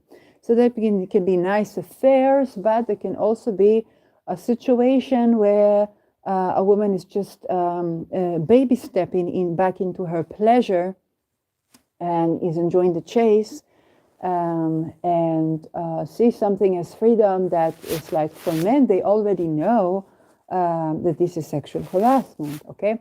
But women don't even understand this yet. They don't even understand that when a woman does this is sexual harassment too. So this, the pros and cons of freedom also in the sensual level. But other than that, women might desire to celebrate their sensuality more and be sexually free as well. Again, Venus, sensuality, and Jupiter, freedom. They can be, for the people who are designed like this, because Jupiter is anciently the spouse of a woman. Okay, so for the people who have this predisposition, they can think about being free together as long-term endeavor. So being free as a couple together, being free in a relationship together, the type of commitment styles, both with Uranus, Taurus, and Venus in Jupiter sign, is more free, is more relaxed. Okay, although it's going to be the defiant. If you're born to more free and more relaxed, you might actually be interested in monogamy, or suddenly say, what if I don't have sex before marriage? Okay, and stuff like that. There's a light-hearted sense to your endeavors. So there's a lot of good within this. In the beginning, Venus is squaring Saturn, which is not bad because it's like an incarnation test. Hey, I just met this guy. He seems so free, and he's a freedom fighter. Is he a member of ISIS? Yes, they are fighting for. Do you know what these people practice with women? Oh, but he's so kind to me. Now he's so kind to you. Okay, and this Saturn incarnation test might be needed.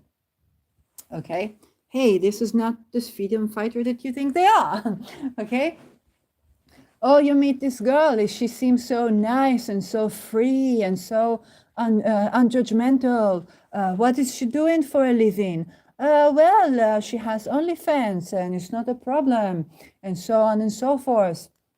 And she likes to be in non-monogamous relationships. And I think that could be working fine. It's like you see yourself with a woman who sleeps with other people too. I can sleep with other women too. Lovely. Do you sleep with other women? No, I love my partner.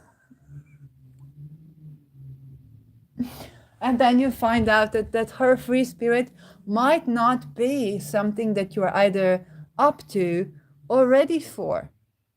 Okay, it might be taking more sacrifice of you than it actually is. Nothing wrong with her, nothing wrong with you. It's just this compatibility there. So Saturn is an incarnation test. What is Venus trying to do here? Are you trying to copy men in how they take up space?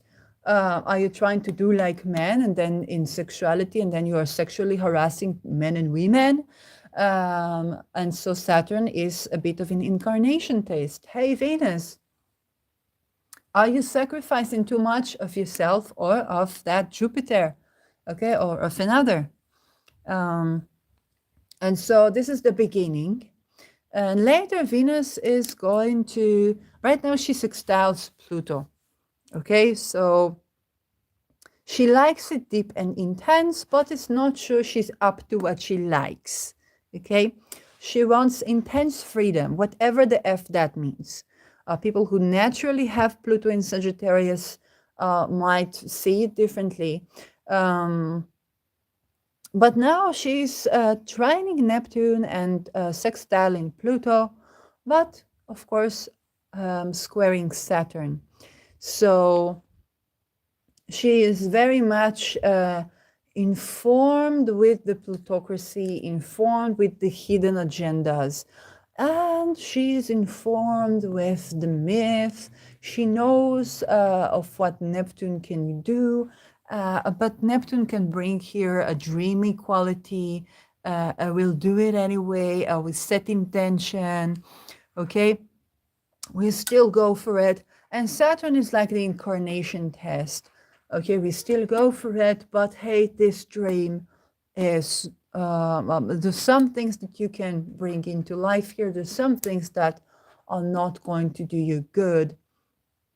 And that can also come about if you meet a partner. For men, it's particularly important because Venus is the spouse for a cisgender man who's looking for a cisgender woman. And so you could meet someone, but there is an incarnation test here to see. And sometimes it's actually this woman becoming critical towards you.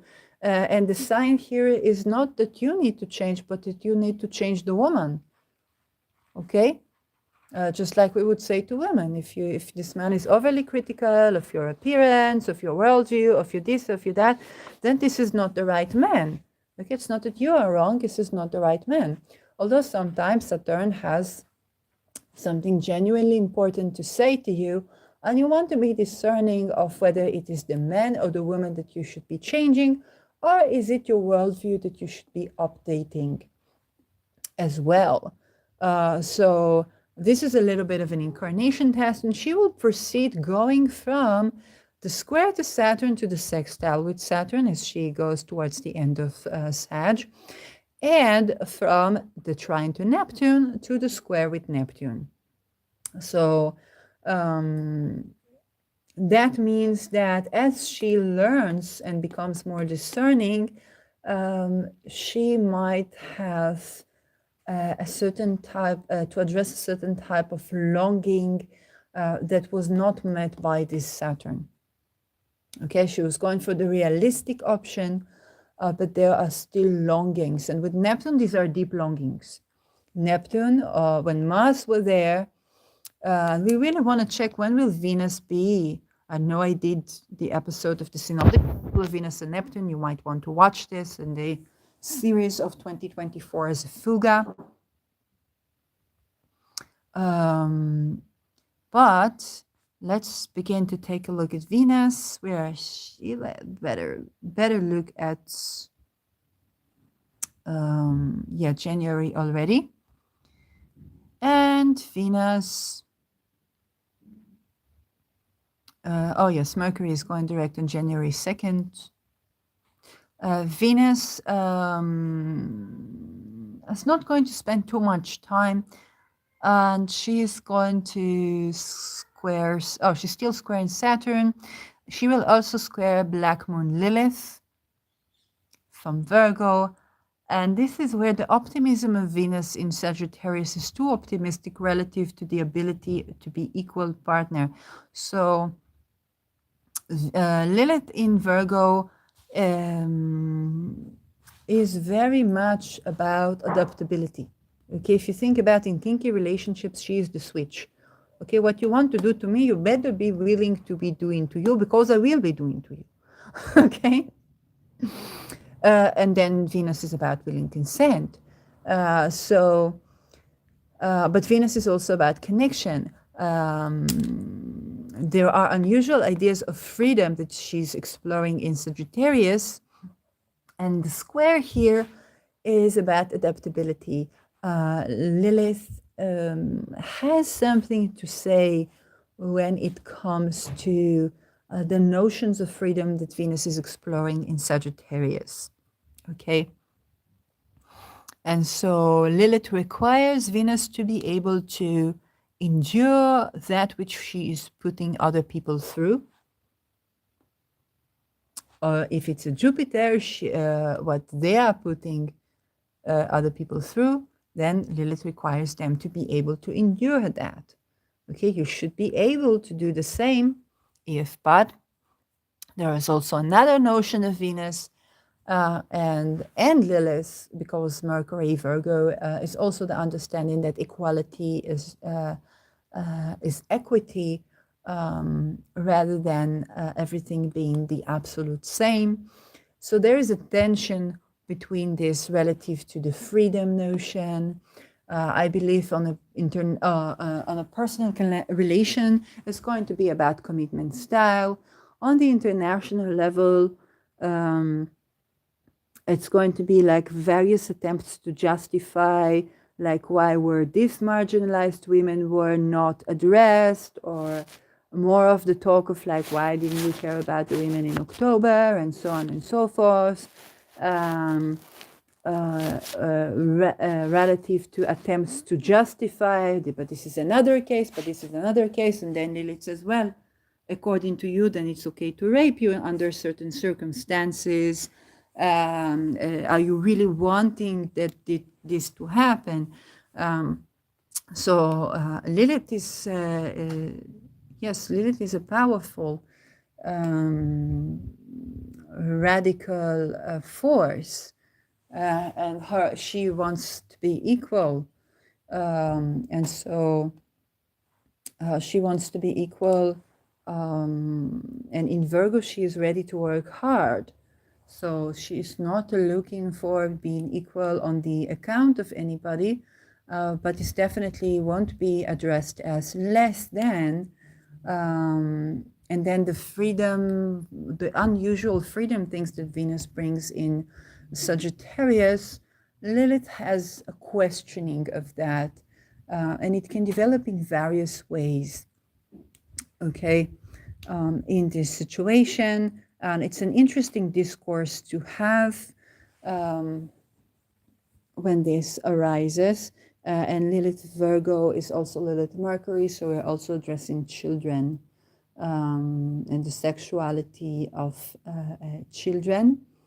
And I mean more in the sense of children's right to not to be sex trafficked, okay? Because this is something that's with the presence of Mercury in Sag, somewhere along the way, we're going to talk about child trafficking and children that are both sexual offenders and victims of sexual offense. I know a lot of the topics that can rise, but I will allow people to talk about this from the voices of the survivors of such atrocities. There's a lot of intricacy into this situation. That Venus, in such an optimistic Venus that wants to liberate everybody and be sexually free, will have to be informed about a couple of intricacies, that's for sure. So Venus is going to square Lilith. On January 11th, she's going to trine Chiron. It's going to be a direct Chiron.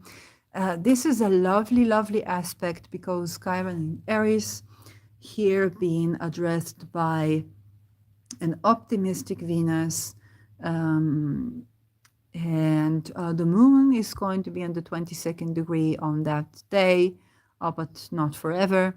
It's going to be other degrees as well in Capricorn. It's going to be around the new moon in Capricorn. And this is a lovely, lovely aspect because there is a certain philosophy around sensuality and connection and self-value and appearance and the voice and expressing your voice and validation that Venus brings here to Chiron, that is very healing of our ability to assert ourselves and tend to our marginalized identity or our identity crisis or ableism crisis.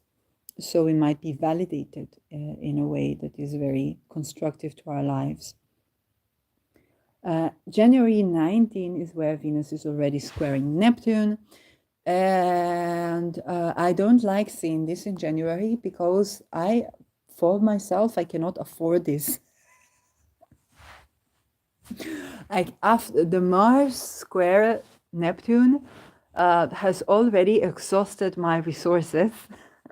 So I cannot afford a Venus square Neptune because Venus square Neptune, you want to be spending on some people it's going to be alcohol or drugs or tinctures or the pleasures of life or traveling, and you need it for your sense of freedom and liberation.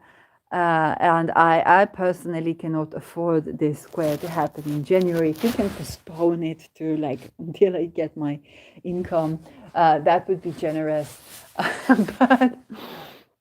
But that definitely is going to leave you with an empty wallet for a while, and you're just going to have to deal with that.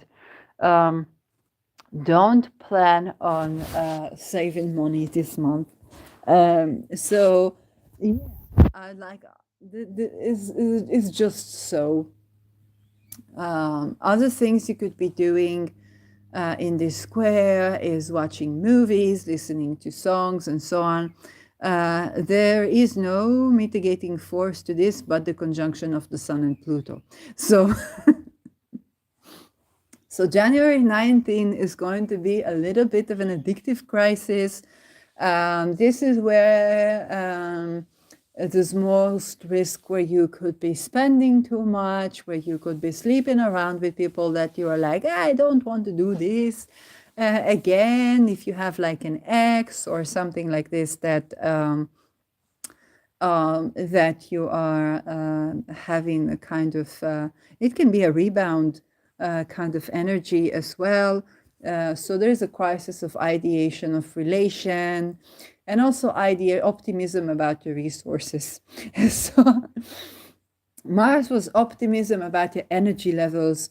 Venus is absolutely optimism about your resources. And the moon is going to be conjuncting Uranus there. Yes, try not to steal anything or to smuggle anything because this can be a bit of a crisis point here. Because there is a genuine, after Mars was in this situation, there's a genuine lack of resources, and there is a genuine longing for liberation. Okay, so you are looking for love and pleasure and freedom in all the wrong places. And that is not and the calling of the hour is to rebel against the norm of technology and credit and money. And so you're going to be rightfully blaming the universe and others about your humble situation. And remember, Venus is going to sextile Neptune. Okay, she's going to sextile Neptune. But Venus is also sextiling Saturn here. She's applying to sextile Saturn here. And Saturn can perhaps be an inhibitory force. It can be like, I want that drink, okay? Or that, yes, it's like, I want to drink that drink. It's like, but I don't have money for this. I just want to enjoy. And it's not even an alcohol drink or anything like that. It's like, I just want to consume something. I just want that. And I have such longing. There's just no way in hell I could afford this. So I will just steal it anyway. And then you already try to take the bus and so on and so forth. And the bus is delaying and the shop is closed. And maybe you didn't steal because, or you want to see that X and you set an appointment and the bus is late. Jupiter is direct in Taurus, so it can be the bus is late, or you want to take a cab, but it's too expensive, you don't have the money, or your partner, your ex wants to go somewhere else and you're not going there. So it's going to be a Saturn factor delaying here that's going to save the day. Okay? But you can't really count on your making the best decision. Saturn is going to be of help. It will create delays. It would create lack. It would create problems and issues so that you will address what the longing of Neptune in Pisces is here to address. And yeah, it's a more structural thing, also to do with your health. So it's quite a transit.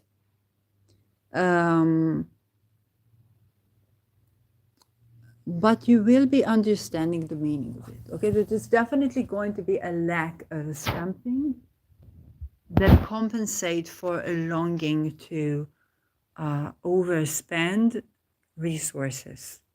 Okay, liquidity is Neptune, and Venus here is, yeah, she's also applying very widely to trine Jupiter.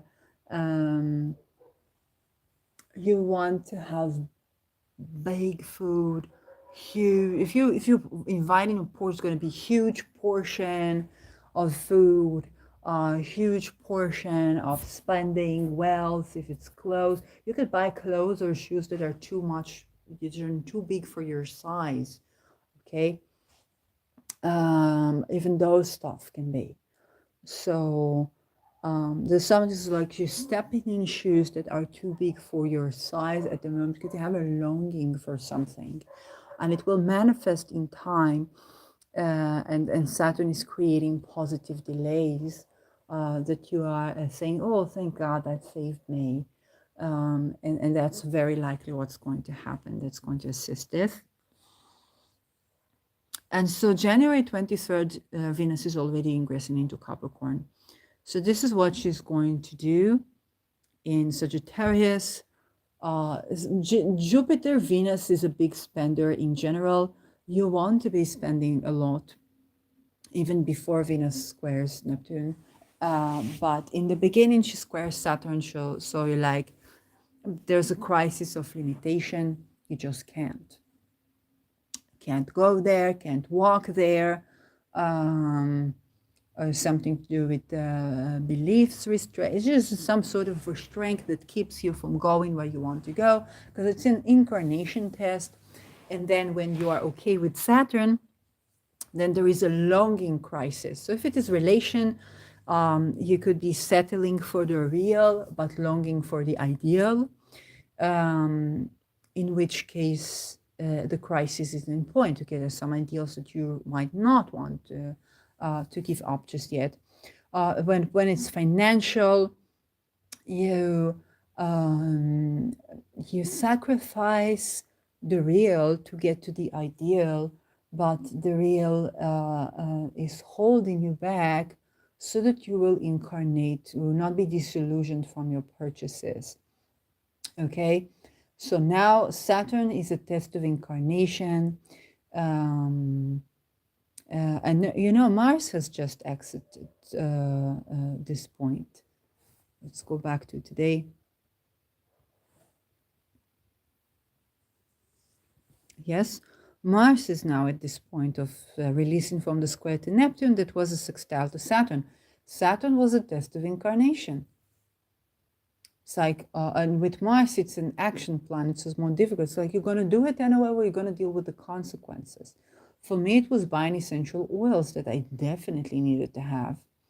The consequences, okay? But it was also assistance in the sense that, oh, I didn't think I have money to buy all of that, and I still have money to buy some vegetables and food for my kittens, and so on and so forth.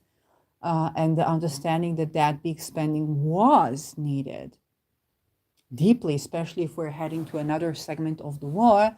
I definitely want to have myrrh oil. I definitely want to have tegates. I definitely want to have essential oil blend. I definitely want to have, and you know, lo and behold, I was tending to my toenail fungi with oils that I didn't have the ability to bring. And when I woke up yesterday at 2 a.m., processing things from my childhood, I understood why it was delayed. Okay. But I understood that the role of fungi is now really important on a viral, on a societal level. They're using it as medical warfare.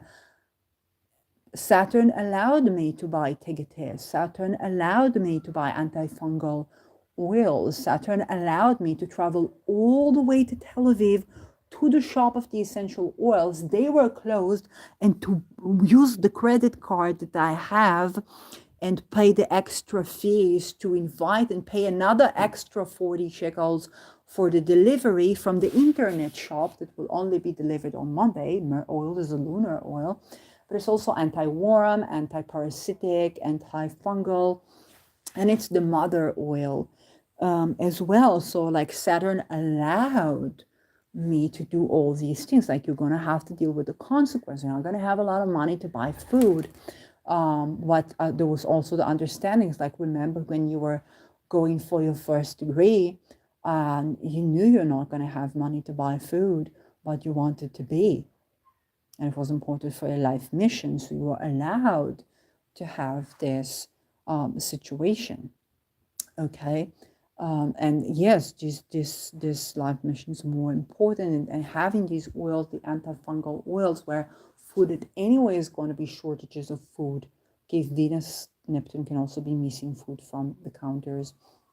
So at least that you will have these anti-parasitic and anti inflammatory and healing of your own things to do with fungal infections, stagnation, and stuff like that.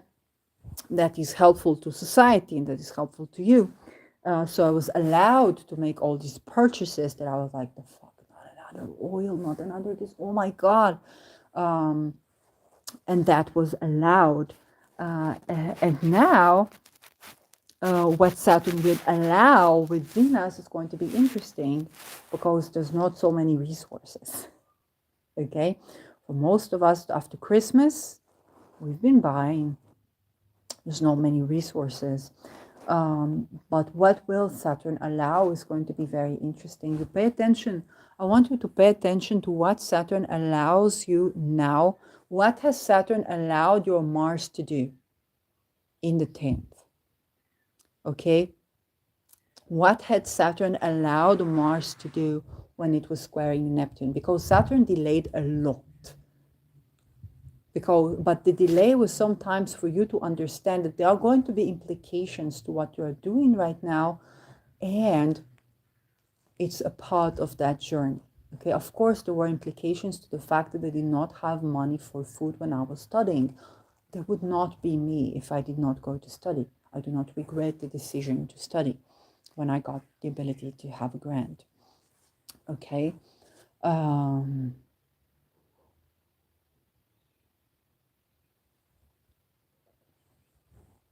Yes, of course, there are going to be implications to me not being able to afford all the food throughout all the month, but I can eat as best as I can right now and heal myself as best as I can right now and mitigate the inflammatory and the fungal atmosphere and heal right now so that I will have teachings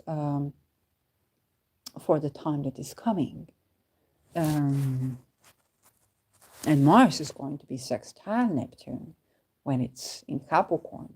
Okay, so Mars will know more of how to strategize then. Okay, so Mars is your action. I've been exhausting myself with preparing my essential oil blends and creams and stuff, and exhausting myself with this and with planting and so on. But there was a deep calling to do these things. Now, of course, they have implications, but Saturn has allowed that. It's just wanted to make sure that you understand that there are going to be implications to your actions now. And you're doing it anyway because, yes, you are correct. I do. It's like Saturn is like the father said, yes, I do allow you to take this oil. It's going to be difficult. I do allow you to go through this healing. You're going to be addressing some things in your childhood, in your this and your that, okay? So Saturn is playing this figure right now for Mars. Okay, saying, I do allow you this action, okay? There are going to be implications for that. It's going to create a certain lack in other areas, but I understand that the decongestion of what you're healing right now will allow you to deal with the consequences. And it's that important, okay? Taurus oil is a lot about decongestion of things. That's why it's highly antifungal. And decongests things all across the board. So that's the role of Mars. Okay, it's sextiling. Saturn is sextiling Mars now, and was squaring Mars in the beginning. Okay, in the beginning, when Mars just entered Sag, Saturn was like, no, just a cup of cold water before you do this. Okay. Like, I want to, the bus is not working. You just like that, and you run into someone because Saturn is saying, hold your horses, darling. You're gonna go full blown there, and then you got all these things sitting in the back of your truck that are gonna be needing to be addressed. Okay, while Saturn crossed the sextile point. Saturn is like, okay, I understand that you know there is a reason you are longing for these things. When I bought this oil, I was like, why am I, why? I was like, I have to do this. I have to. And when I was heading for the myrrh, I was like, I know that if I won't do this, I will do this anyway when it's not even possible. So I don't want to be a failure. I will do this right now. It was that big deal. Okay, I still don't have the oil with me, so but there were definitely things going on there to be addressed, and the underlying longing was to address something. And since I was heading to address this something, it was allowed.